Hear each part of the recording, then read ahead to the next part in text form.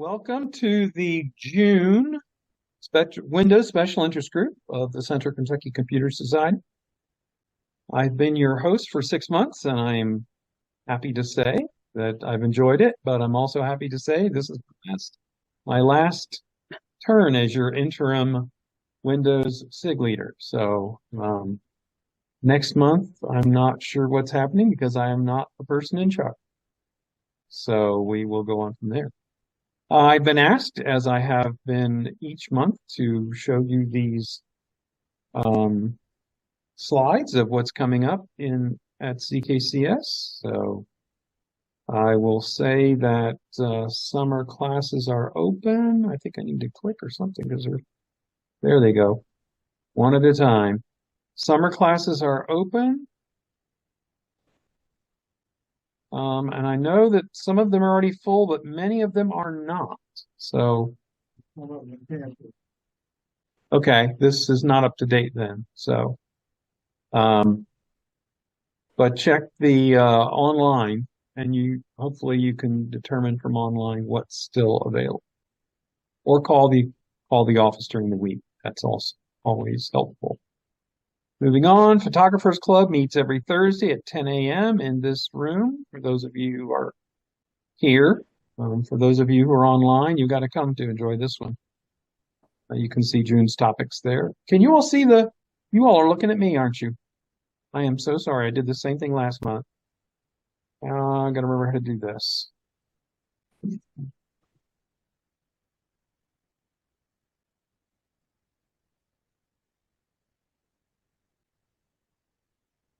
Share screen. There it is.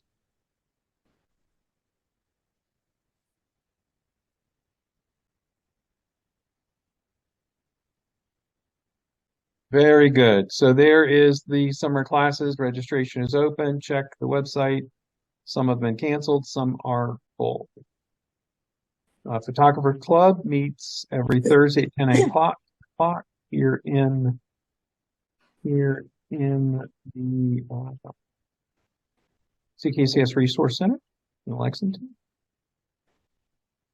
This is now normally when I have to delete the Tech Night slide because the Tech Night is always before the Windows SIG, but this is next month's Tech Night, Monday, July 8th. The AI is in the news today because of Apple's big announcements yesterday. And I would not be surprised at all if Dr. Conister is going to talk about what that means. So you all are invited back here to this room, or invited to this room, for those of you who aren't here, to see that next month. It should be a very interesting meeting. And this is a very knowledgeable young lady. Moving on, this is where you are. If you were expecting something other than the Windows Special Interest Group when you zoomed in tonight, then you're in the wrong place or the wrong time or something. The Apple Special Interest Group will not be meeting in June nor July. This is that announcement.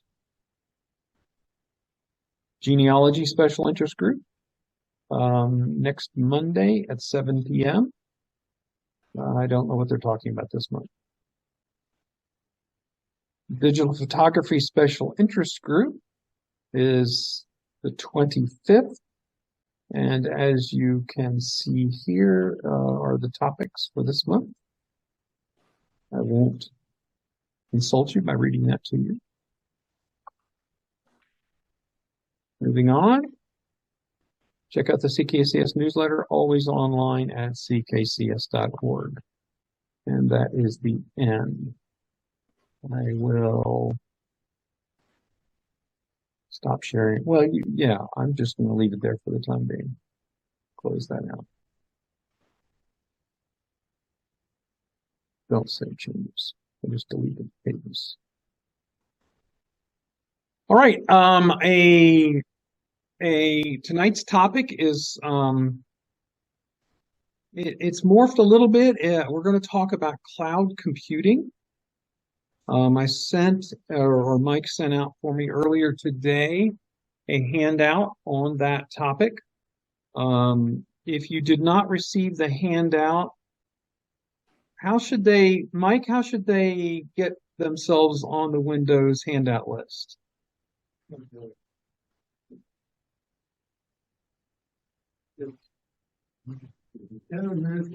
In the newsletter. Go on the newsletter and look and see how to read the information there on how to get yourself on the Windows Special Interest Group newsletter. We send out the day before, the day of the SIG meeting. We send out a handout, particularly for those who might not be in the room, that talk about the kind of things I'm going to talk about this evening. And in the meantime, I'm going to bring back up one. Yes.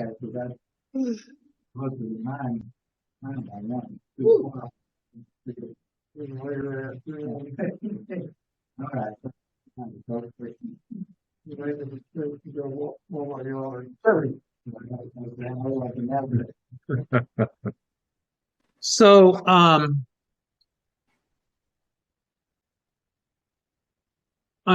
I was asked to approach the subject of Microsoft OneDrive.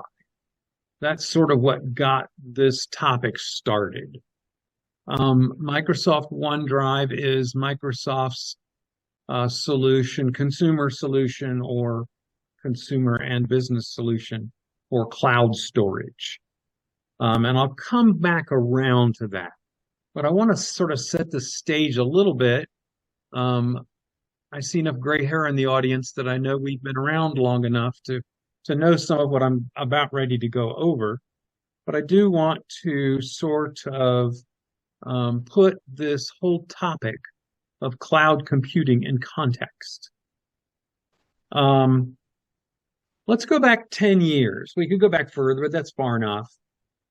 10 years ago, when you wanted Microsoft Windows on your computer, it either came with your computer when you bought your computer new, or if for some reason you had an earlier version of Windows and you wanted Windows on your computer, you had to pay to upgrade to get the newest copy of Windows. And that for Microsoft was a huge amount of money. Every year, a significant part of their income came from people buying Windows and people buying Office and such things like that. And typically these were one-time purchases. I mean, you buy a new computer and they either get money because the computer manufacturer paid to allow them to put Windows on there, or if you installed it for yourself for some reason, they got money from you for doing it that way. So beginning probably a little longer ago than 10 years ago, people began keeping their computers much longer than they had up until that time. It wasn't unusual for a computer to replace even home computers. You jump from a 286 to a 386, or from I can use all kinds of numbers. And every 18 months or so, the new generation would come out, and some new thing that you might want to do required the new computer, and you'd end up having to upgrade your computer. Well, we got to a certain point, maybe 15 years ago, where that really stopped being the case. You could go 4 and 5 years without upgrading your computer. And if we had a bigger crowd here, I'd take a survey and say, ask people how old their computers are. But I can tell you right now, the computer I use the most often at home is 6 years old. And the one I use the next most often is 4.5 years old. So I'm not and they work fine. There's no reason for me to upgrade.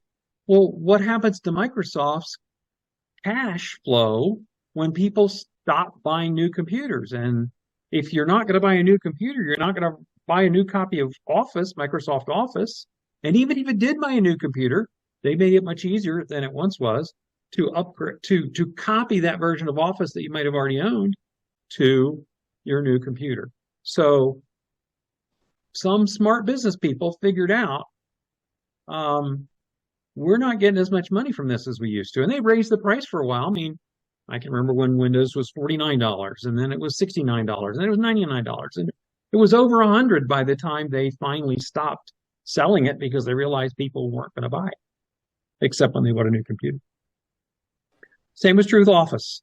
Um, Early Office was $129, but even 15 years ago, it was only 150 if you just got Word, Excel, and PowerPoint and Exchange, or not Exchange, Outlook was for the base unit of Office. $150 would get it. Um, Upgrades were discounted, but a lot of people got tired of making upgrades because they change everything and you couldn't find it, and the old version worked just fine. So you just stuck with your old version of Office. People stopped upgrading even when they bought a new computer, and computers started lasting much longer. So the reasons to upgrade were lessened. So about the same time, several companies, this would be a little longer ago than that, closer to 20 years ago, a few companies began to offer free email.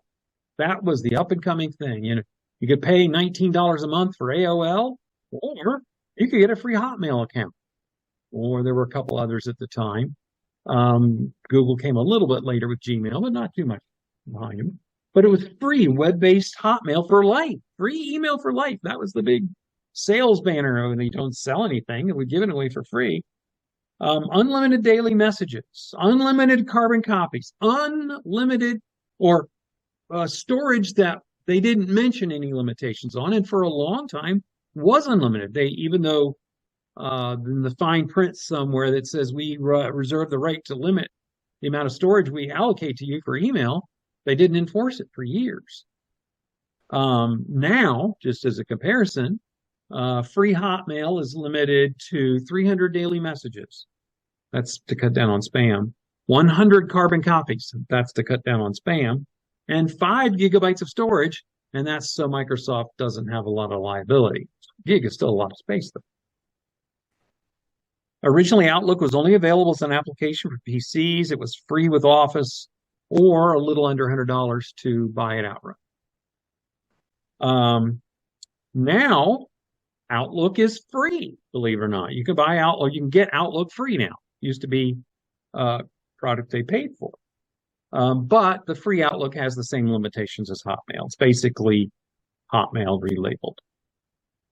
The reason that, from my perspective, this is just Paul talking, the reason that Hotmail is free, the reason that Outlook is free, is people wanted to use Outlook on their phones.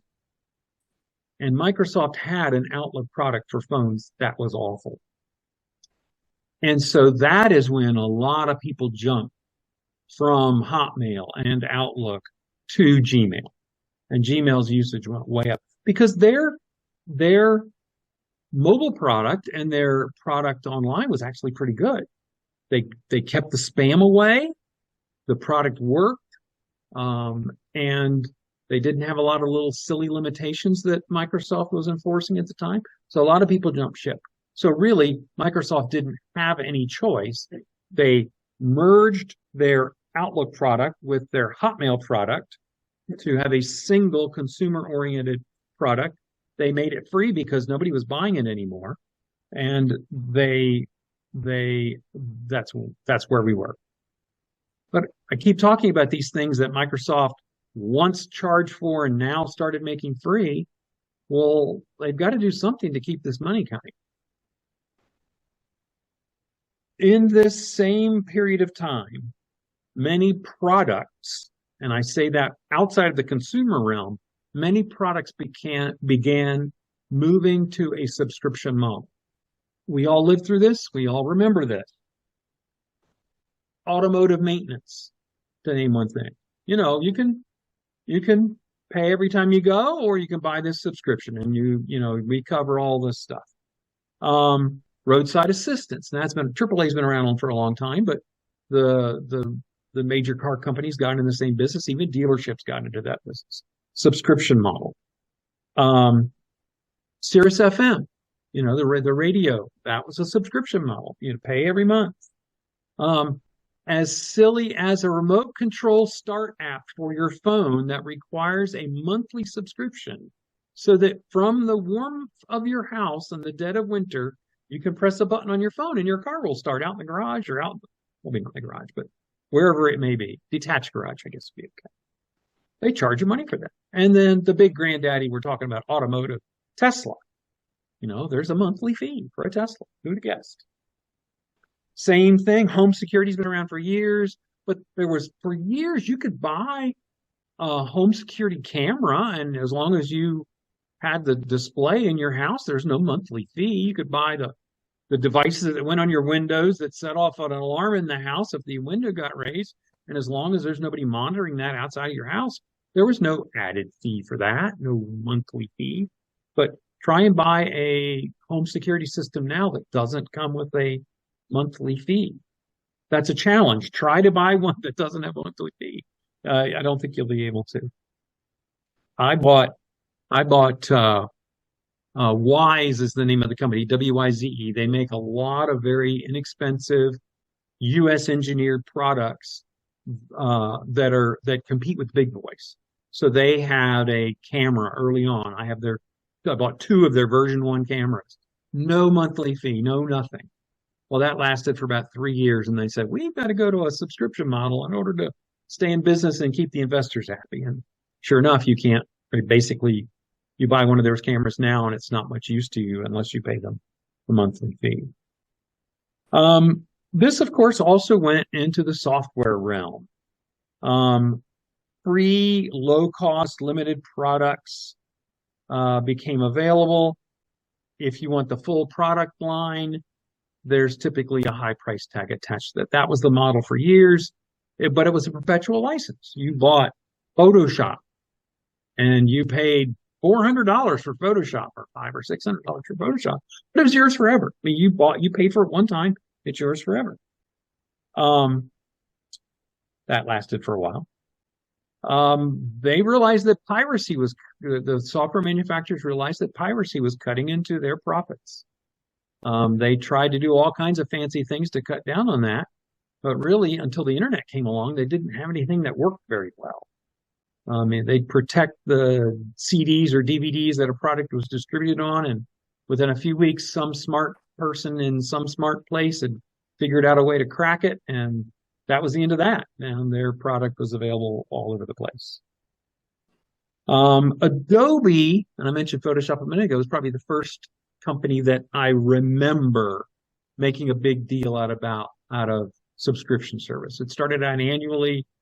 Why spend $400 for Photoshop when you can spend $69 a year and we'll keep it up to date for you? You won't have to pay for upgrades ever again. You just pay us $69, $89, $99, $129 a year. As the years went on, the price went up, as they're wont to do. And they will keep your product up to date for them. Monthly and annual subscriptions. And pretty soon, manufacturers of all kinds stopped selling products that could be bought once and you owned them forever. That's a dying model. It's still possible to find things that way. But try to buy Microsoft Office and just buy the full package and have it be yours forever. Sorry, as far as I know, it's not available that way anymore. So all of that is leading to why we have products like OneCloud. Cloud storage breaks down into, there's 3 major players I'll even say globally. There may be some in India that I'm just not aware of. 3 major players globally: Microsoft, Amazon, and Google. In Microsoft, they call their online product Azure, which is the underlying product that OneDrive runs on. Amazon, their underlying product is called AWS, Amazon Web Services. Amazon Web Services is much, much more profitable to Amazon than their home delivery product services that they have. They realized fairly early on, when they built this big system to support all of us buying things on Amazon, that look, we have excess capability in this system. We could sell it to other people and let them share our computers when they're not being used for other things, then we can make some extra money. Well, pretty quick, they were making more money selling that extra computer time and later extra computer storage called Amazon Web Services than they were making selling peddling products on Amazon proper. And Google. We're familiar with Google. I don't need to say too much about that. But in order to support things like Gmail and Google Storage, Google Drive, they had to have tremendous storage, and that was sort of the beginning of their cloud. They started as a cloud company, and they've continued to do that. So all of this cloud storage plays on several facts of history. One of them is that all of us, almost all of us, have extra space on our computers that we don't use. Typically, we use 40 to 50% of the available hard drive storage that we have. So that's somewhat inefficient. We're paying for 2 terabytes and we're using 800 gigabytes. We're not using all the space we have. Well, there's some inefficiency there. Once the computer is up and started, we rarely actually access our hard drives. If you're running an Office product that's running on your hard drive, running on your computer, then when you load the program, it might use the hard drive for a few seconds. It may occasionally, every couple of minutes, save the changes that you've made in the last couple of minutes. And then when you save your file, it uses the hard drive.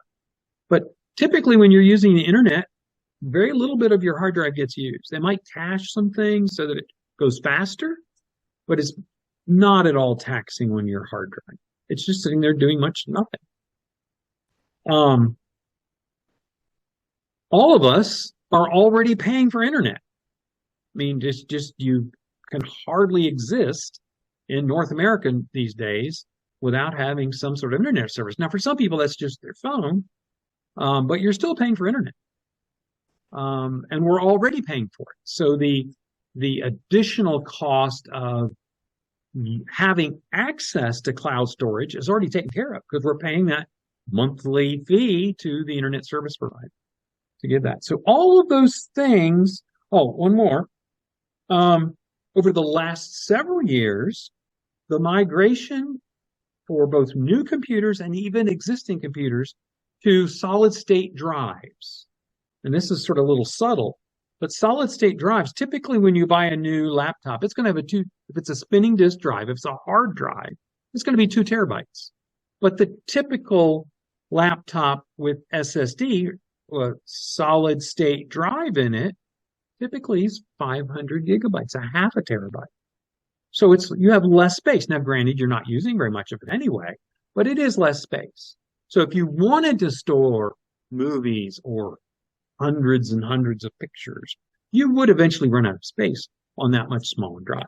So all of these economies, historical economic factors have come together to make it profitable for companies to offer storage over the internet. And so when I say cloud storage, in our minds, we have to sort of translate that to be internet accessible storage. Cloud storage is just I don't know who coined that, but it's one way of looking at it. Cloud storage. So the economies of scale are that the vendors of cloud storage can take advantage of a finite number of people managing a huge, vast amount of storage space. So for companies, this became very, very attractive. I've worked at 3 companies in the last 15 years, all of which have eventually moved to cloud hosted storage because it's so much cheaper than paying IT employees in the back room to manage that equipment. For one thing, you've got to train those employees and you got to keep them trained. And the technology of keeping hard drives, spinning hard drives, systems that have hard drives in them up to date and secure is that in and of it, the training of them is expensive. So even if you already have the employees, keeping them up to date, keeping the equipment up to date, buying new equipment every once in a while, all of those things come together to make it more efficient for a third-party company to provide those services. So the cost, stop and think about it. If you or me as a consumer buying one hard drive, or let's just say that I'm in a company and I've got 100 employees, so I've got to buy 50 hard drives maybe, or 100, even 100 hard drives, one per person. That compares to the economies of scale of a company like Google that buy tens of thousands of hard drives a month.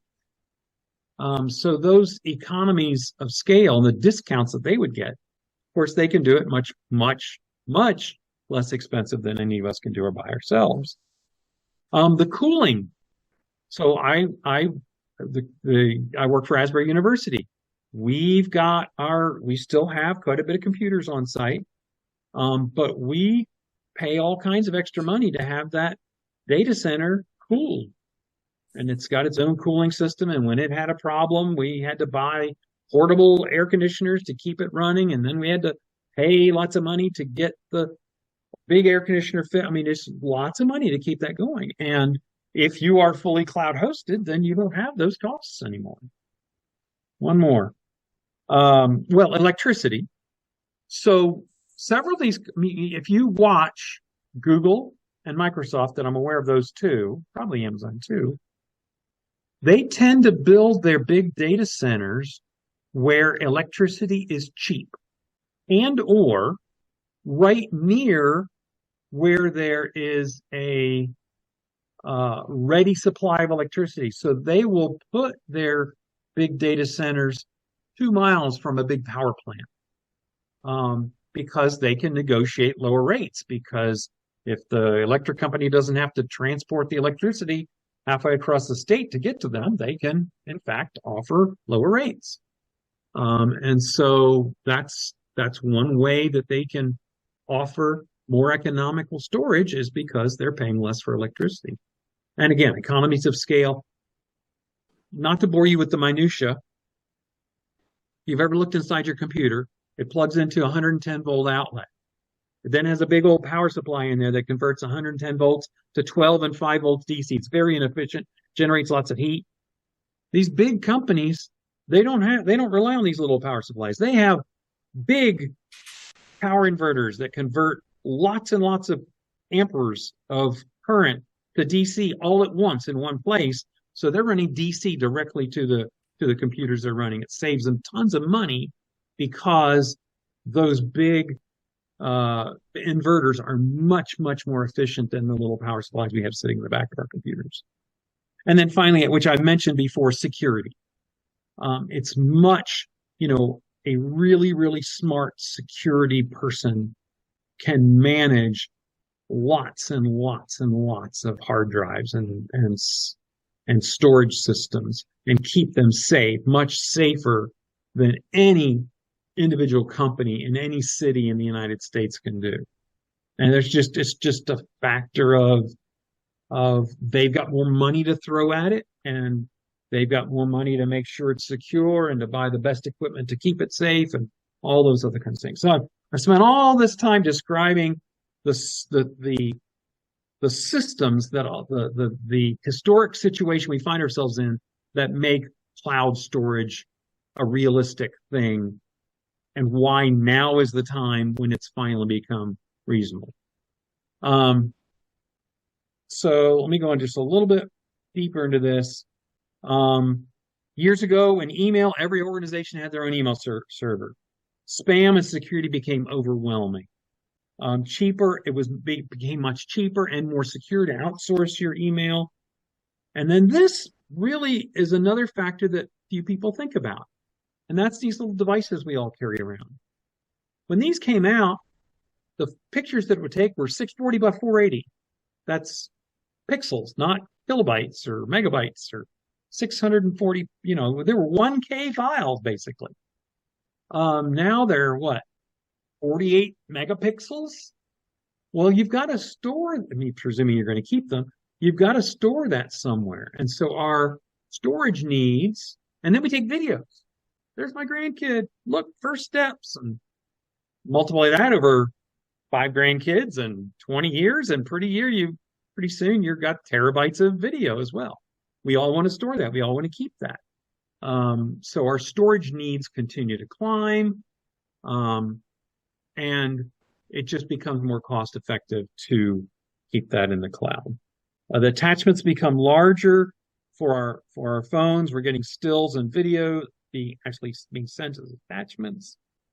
So this progression was predicted by foresighted corporate planners and investors. I've got to believe that somebody back in the day was smart enough to realize if we give away a Gmail account and if we give away a Hotmail account, we're going to lose money up front. We got to pay for the storage. We got to pay for the transmission. We got to fat pipes to the internet. But as they store more and more email, and the pictures that they're storing with their emails get bigger and bigger, and maybe even they thought of videos are going to start be attaching to email and all that thing, we're going to get to a point where what we're giving them for free isn't enough. And they're going to have to pay us money to keep that email address, because they're going to run out of space and they're not going to want to change their email address and lose 5, 7, 10 years of email that they already have. So to use a crude metaphor, they got us by the short hairs. They know that we are stuck. And if we want to keep that Gmail account or that Hotmail account, or you name your favorite, then and if you want to keep those pictures that you got 3 years ago, but they were of your grandkid that you got 3 years ago, then you're going to have to pay them some money. And this is the crux of why OneDrive exists. OneDrive is Microsoft's solution to get us to pay more money, in some cases, to pay them money, to make up for all those dollars they've lost because they're giving away Windows and they're in many respects giving away Office, and they're giving away an email account, and now the pipers come and we've got to pay them. That's why OneDrive exists. So, what is OneDrive? And I spent all my time doing all this research, and I'm going to rely on some of you to help me with the OneDrive part of this. So if you have a modern computer, let me say one more thing about Microsoft. Microsoft, starting with Windows 11, is now forcing you to sign up for a Microsoft account in order to activate Windows 11. There's a couple of sneaky ways around it, but it's pretty difficult. They made it difficult in Windows 10, but you could just skip, and eventually you wouldn't have to do it. Windows 11 is pretty tough. Why is that? Well, because they want to know who you are. Why is that? Because they want to charge you money. They want to get money out of you. And how can they get money out of you? Because they can send you a bill over email. They know who you are. So now that but in exchange for this, they're offering you OneDrive. If you register for a Microsoft account, we will give you OneDrive, which is all this storage, all this huge amount of storage, which it's not. It's not a very huge amount of storage. So I've open my screen up here, you can see just part of Outlook, um, part of Outlook, part of Windows Explorer is OneDrive. It's integrated. Once you get to Windows 11, it's pretty much integrated to with with with Windows. OneDrive, they claim Windows 11 won't run without OneDrive. Maybe, but they certainly make it difficult. And here it is. You go to Explorer, and right there, front and center, big, right there's OneDrive. The question is that if you require OneDrive, that means you have to have the internet and Windows 11. You have to have the internet to activate Windows 11. If and no, you don't have to be. You have to have the internet to run Windows 11. Well, I would say yes, but here's why I would say yes. Your Windows would become out of date pretty quickly, and the nag screens would get pretty difficult to ignore after a while. Well, the problem is, I mean, the some software there is stupid. And it won't start up unless it has the internet. Yeah, and that's Windows 11 will start up without the internet. I mean, they don't want to leave their customers in the lurch if their internet's down. But every once in a while, it wants to phone home. Problem. Right. But It, don't have to nah, connect it. right. And to their credit, they have set OneDrive up in such a way is that some of the files are, I don't want to use too, some of the files are stored locally, particularly the files that you used recently, are still on your hard drive. It still uses part of your hard drive. But if you haven't used a file in a month, 6 weeks, 2 months, they've peeled it off to OneDrive in the cloud. And if you're not connected to the internet, you might not be able to get to that file when you want to be able to get to it. And in fact, there's an option on here. Let me bring up a file. I'm going to right click on one of these files. I don't know what these. Let me put my glasses back on so I can see the screen. So let's see if there's pictures in here. All right, there's just a dumb picture. I don't know what it is. I'm going to right click on it, and I'm going to say that's not here. Maybe it's under show more options. You will see all over Windows at various places make available offline. You'll see that phrase, make available offline. You've probably seen it. Maybe you knew exactly what that means, and maybe you didn't. But what Microsoft is trying to tell you when you see that is that file is being stored in the cloud. And if you want it to always to be on your hard drive, so you can get it if Spectrum or whoever it is goes down next week, you will want to choose make available offline. I'm pretty sure you can do it at the you can also do it at the directory level. What about synchronize? Well, synchronize, you have a limit. There's two limits to synchronize. Yes, he's asking about synchronize, which you can choose to do. You can have OneDrive set to synchronize with your local hard drive. But there's two limits to that. One limit is how big is your local hard drive? And the second limit is how much storage have you purchased from Microsoft in order to be able to keep the sync up. Typically, the free OneDrive is 15 gigabytes, as I recall. 5 gigabytes. I'm sorry, Dropbox is 15. 5 gigabytes. Your hard drive is typically 500 gigabytes to 2,000 gigabytes. And you've got 5 gigabytes. So unless you're paying Microsoft for additional storage, and we'll talk about that in a few minutes, then even sync is going to eventually fall down because you're going to run out of storage in the cloud, or it won't be able to synchronize because there's no space left in the cloud storage. Now, you can pay them more, and we'll talk about the dollars in a few minutes. You can pay them more, but you run into those. But that's the dirty little secret of sync. is that Well, that brings to mind another question. sure. How do you prevent files from, well, you have to work at it, seems like. Yes, and I'm going to show that. And that's the thing that's got me the most irritated about this whole thing is how difficult they make it to save local if you want to save local. I got the impression with Googling OneDrive is they fill in the stuff that's on the drive so that they can use it for whatever purpose they say.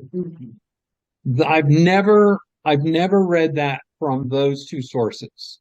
That would be pretty, that would be pretty, they would be on very legal shaky grounds if they tried to make that true. Now, I have heard that about Facebook, the things that you type into Facebook and the pictures that you may upload to Facebook that they claimed at one point to co-own with you. And they've backed off that language several years ago. Now they just say, we reserve the right to display it on your behalf.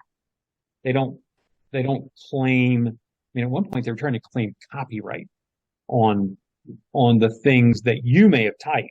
Well, they had to back off that. They were sued a couple times and lost. And so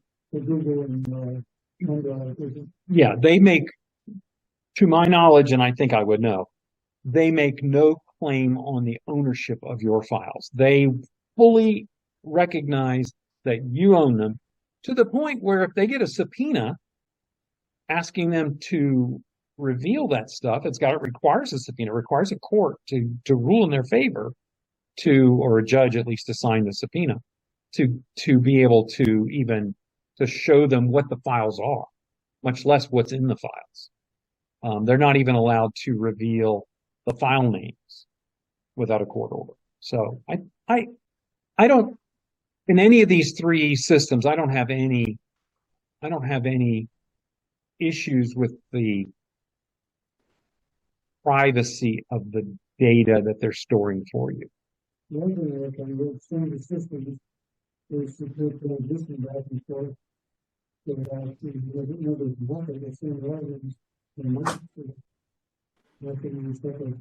Well, the three that I mentioned are all secure, end-to-end secure, and encrypted at the far end. So, like, even if there was an employee who wanted to get into your files and look at your files, they're encrypted in such a way that, again, it takes a court order to break the encryption in order for them to be seen. So, and I feel pretty comfortable with that. I've known a couple of Microsoft employees who work in this area, so I really don't think there's lots of reasons not to do this, but I don't think this is one of them. So did that answer your question? Did you have another question? Okay, good. We'll keep going. So let's go. So this is OneDrive, and you see if you got Windows 11, it's always there, and it's hard to get rid of, and you can minimize it, and then the next time you fire up Windows 11, it's right back there in all its glory. Let's look at Office for a minute. I've got Office running over here. This is the handout I did tonight. But if I want to do a file, got to put my glasses back on. Sorry, guys. I want to do a file save. Oh, it's already, I'm sorry, file do is I need to do a file save as because I've already saved it. So it defaults to OneDrive, cloud storage. I have to literally do something to change it to get it away from OneDrive because and it's not even easy to do. I have to go down here and go browse.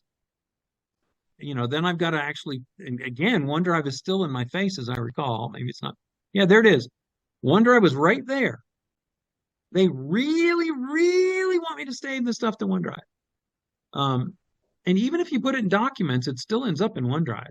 I like to use the downloads directory because they keep their paws out of the downloads directory. So I end up doing that. Mike, you're going to show us a way to turn this off, right? The default to OneDrive?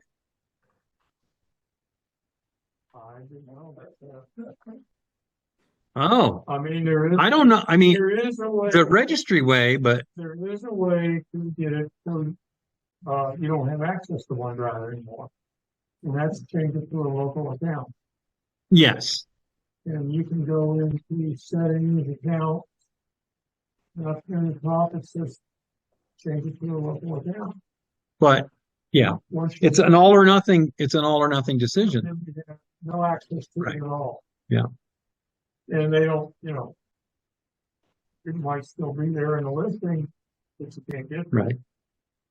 Yeah. I've come to the conclusion that OneDrive is here to stay. Or the cloud, the being forced to use cloud storage is here to stay.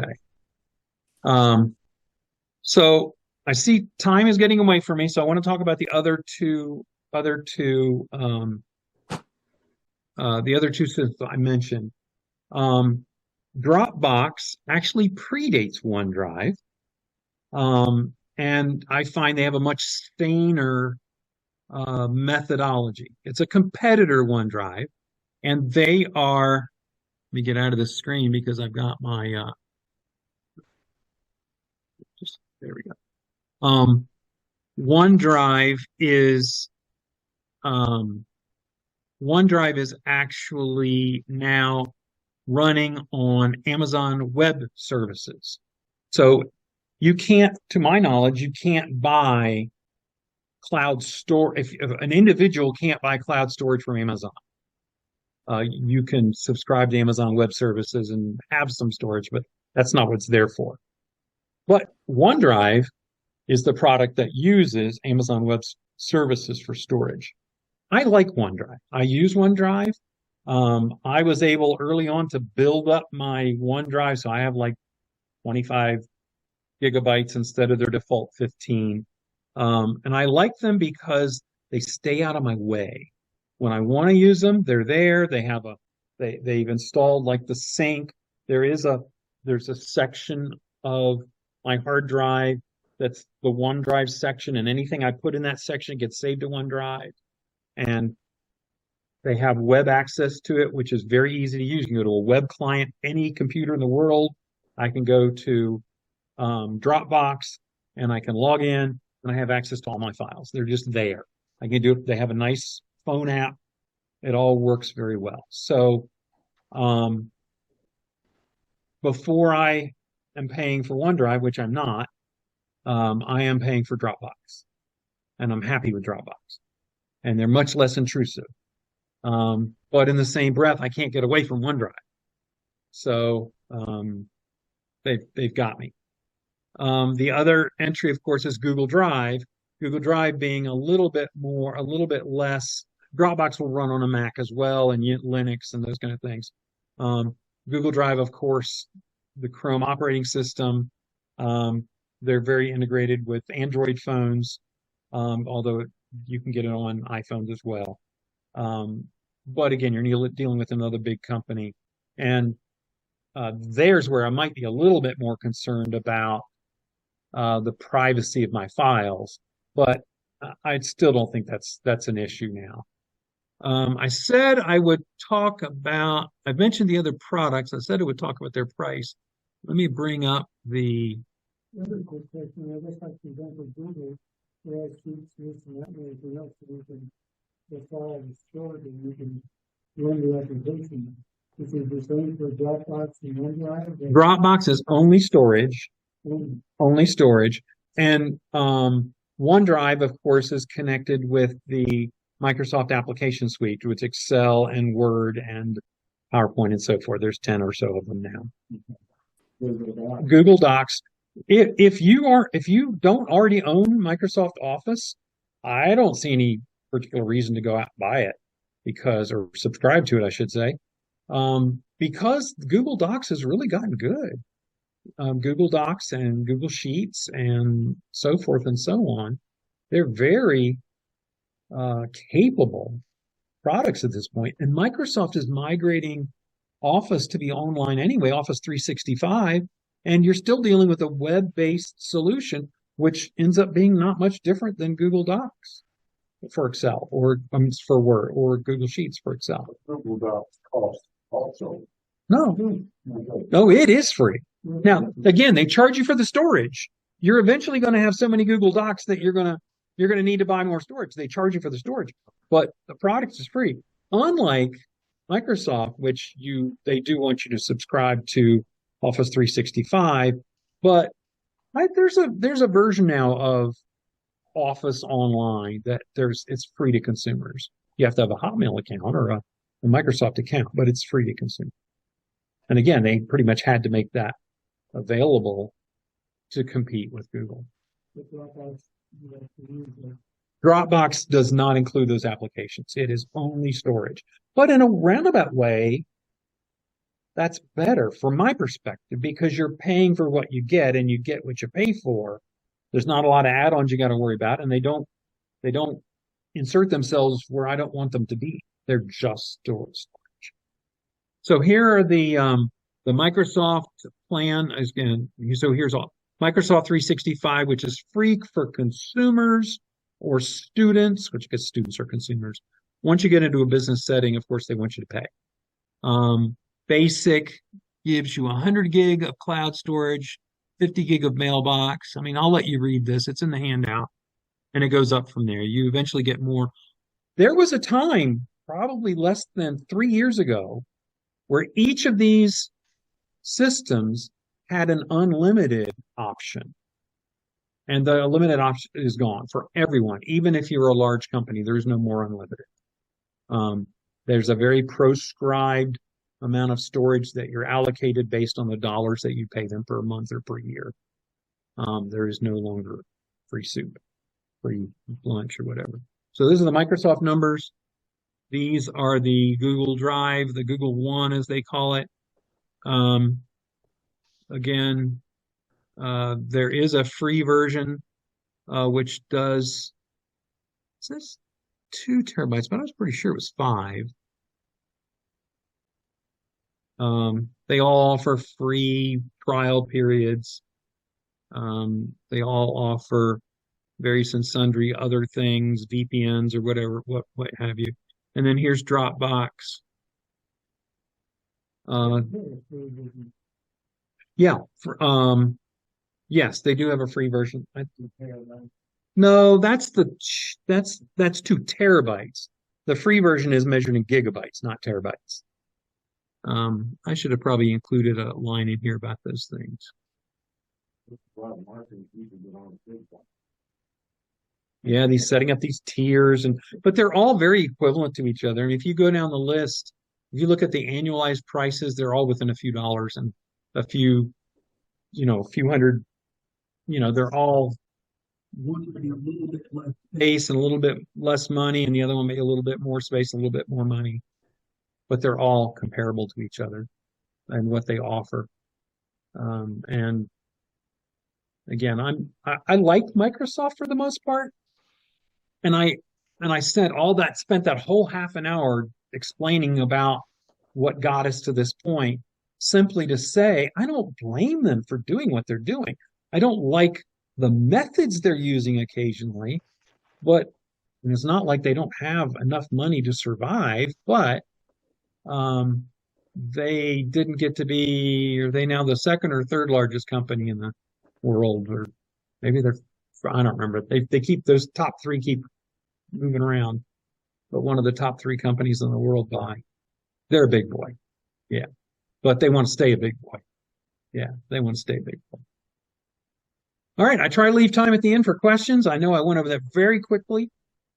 How do you do it? For example, on OneDrive, when you send some OneDrive, they back it up at another location. That is true. And I've got it actually a note in my outline to talk about backup. Back it up in a second location. They do. In fact, it's probably more than 2 locations. They segment their data so that if a fire or earthquake or flood or tidal wave or whatever it might be could wipe out even multiple locations, and they would still be able to recover your data. And that's true for Amazon Web Services, and it's true for Google as well. And all 3 of them are international. So it's not just in North America, it's in Europe. I mean, there's stuff because there's parts of the world where electricity is even cheaper here. It's cheaper than here. We've got pretty cheap electricity, but there are places in the world where it's even cheaper. So they put a big data center in, I don't know, the Netherlands. I'm making that up. I don't know where it's cheap, but because they can get cheap electricity there. And it's Microsoft that is building some of their plants now near the oceans because they can use the water for cooling, and it's much more efficient to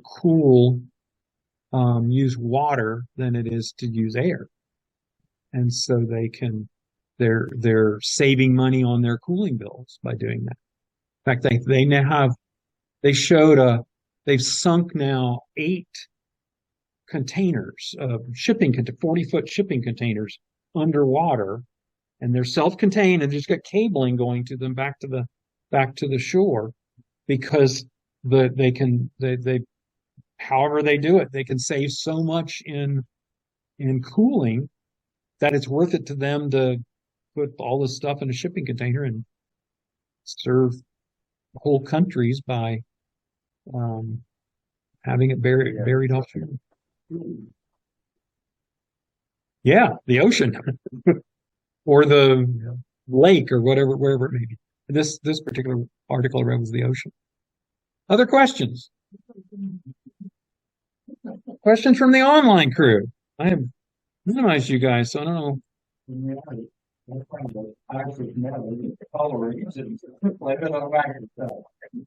There you go. I don't know what I did to see. Oh, I can just probably stop my screen share. There's everybody. Any questions from the Zoom crowd? Well, I've left time for questions in there. Sure. I just thought that there are 2 terabytes of storage if you pay $99.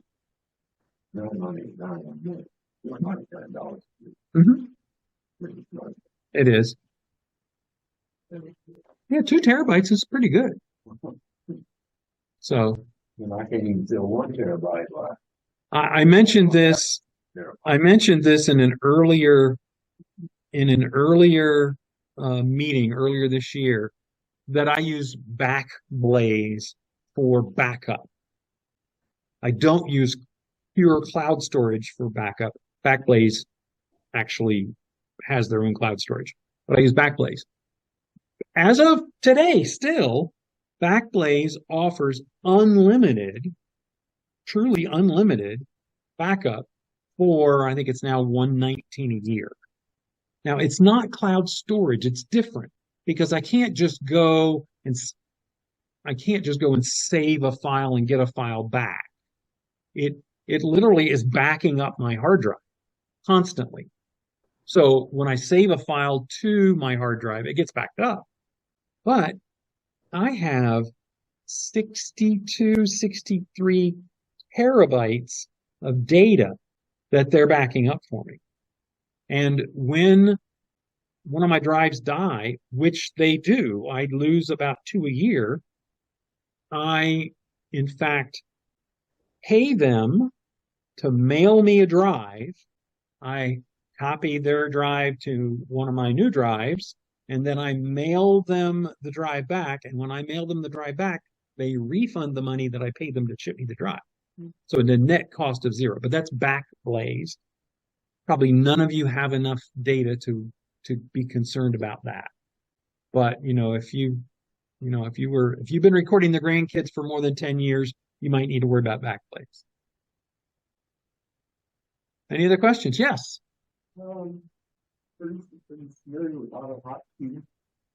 AutoHotkey.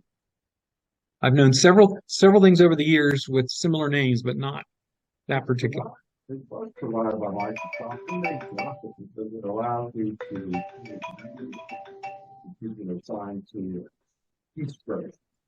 And those macros could do something, for instance, like force it to get away from the cloud and store locally.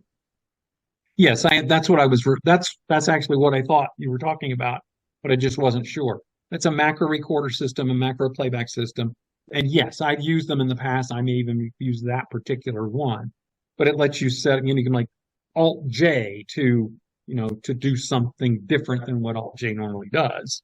Alt S per se. Right. On my Because you can teach it to, okay, take the mouse up here, click this, pull this down, and turn OneDrive off, and then go back up. And it does that before, before it asks you to type something in. But yeah, it is.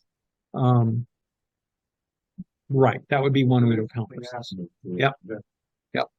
I've used it when I had repetitive tasks. In fact, I actually bought at my former job, I bought a mouse that came with it, packaged with it.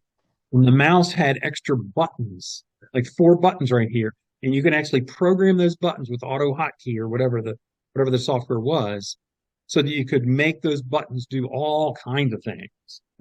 And I did that because I every month I had to do some significant, very tedious, repetitive tasks. Copy these 4 characters, add a new line, move it over here, and paste it here. And, it was taking me hours to do where I could do it in seconds. Literally, I went from a whole afternoon to, 5 minutes. Yeah, things like that. But macro recorder is the name of that classification of software. Anything else? Oh, Bill Gruber. Oh, Bill wants me to call him sometime. Okay. Anything else? Anybody else? It's 8 o'clock. I went an hour.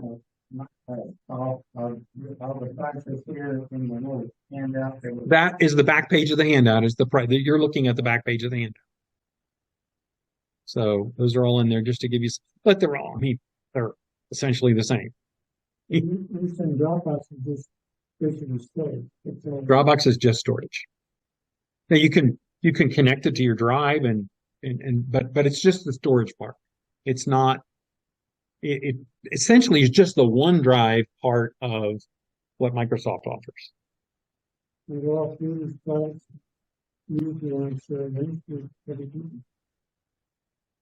Sharing links, I would say Google Drive is the easier of the 3. It's not hard in Dropbox.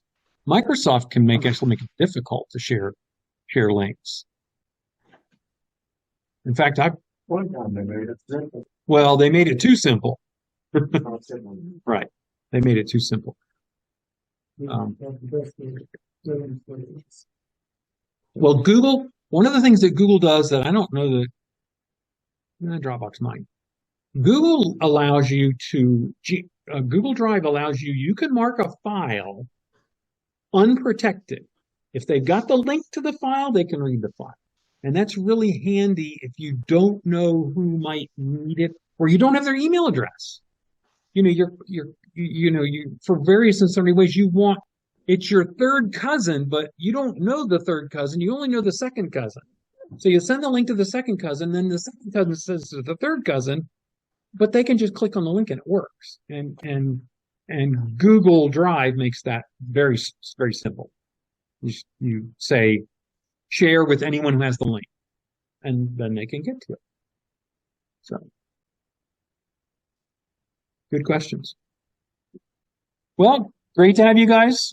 I've spent 6 months with you. I've enjoyed myself, but my wife will be glad that this is over. She gets me back. Yes, thank you for reminding me.